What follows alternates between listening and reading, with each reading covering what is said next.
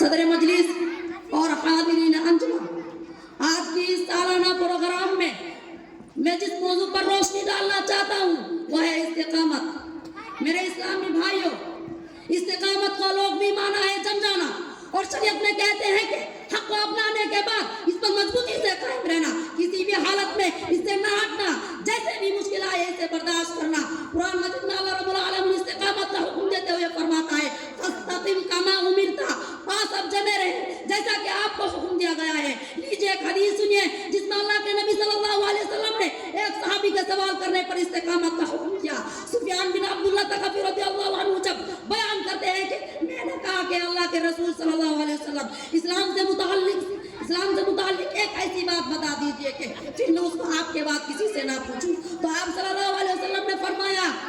قل آمنت باللہ ثم استقم، کہہ دو کہ میں اللہ پر ایمان لایا پھر استقامت اختیار کر۔ اس آیت کریمہ اور حدیث میں ایمان والوں کی استقامت کی تلقین کی گئی ہے، کیونکہ استقامت دشمنوں کے مقابلے کے ایک بڑا مؤثر ہتھیار ہے۔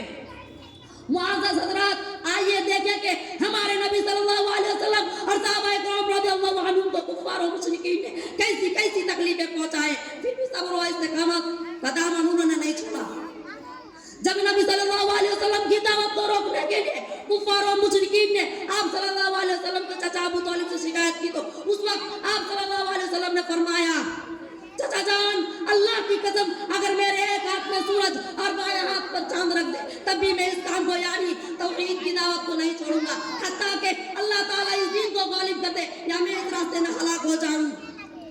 ایک شاعر نے نبی صلی اللہ علیہ وسلم کے قول کی کیا ہی خوب ترجمانی، میرے ہاتھوں پر لا کر چاند سورج بھی اگر رکھ دو، میرے ہاتھوں پر لا کر چاند سورج بھی اگر رکھ دو، میرے قدموں تلے روئے زمین کا مال و زر رکھ دو، خدا کے کام سے میں باز ہرگز آ نہیں سکتا، خدا کے کام سے میں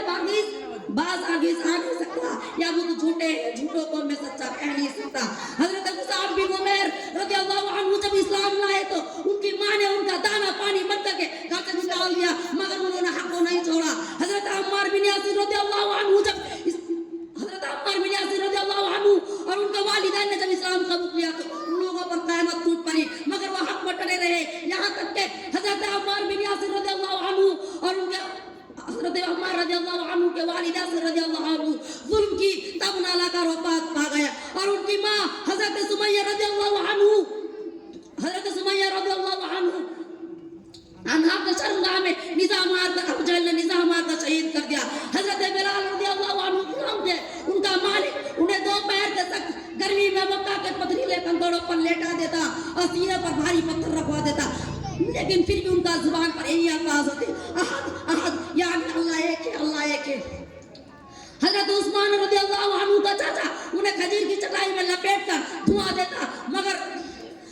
صبر و استقامت کا کام لیتا اور ان پر جمے رہتے۔ چنانچہ ایک شاعر نے ان کا نقشہ کھینچتے ہوئے کہتا ہے زمین و آسمان جب دھوپ کی گرمی میں تپتے تھے، زمین و آسمان جب دھوپ کی گرمی میں تپتے تھے،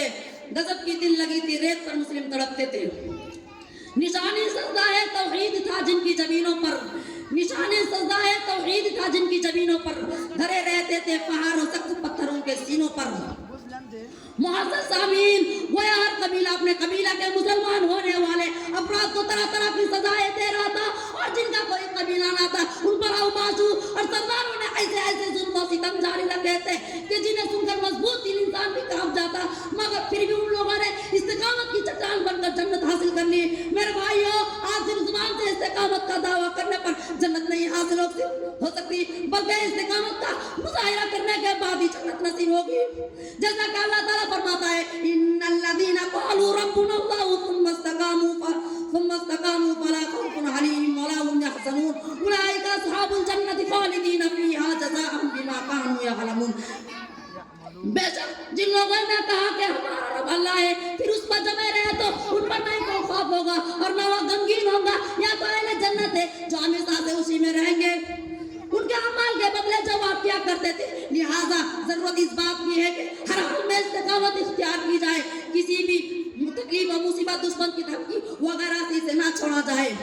آخر میں اللہ تعالیٰ سے دعا ہے کہ ہم تمام مسلمانوں بھائیوں کی استقامت اپنانے کی توفیق دے، آمین۔ وآخر دعوانا الحمدللہ رب العالمین۔ السلام علیکم ورحمۃ اللہ وبرکاتہ۔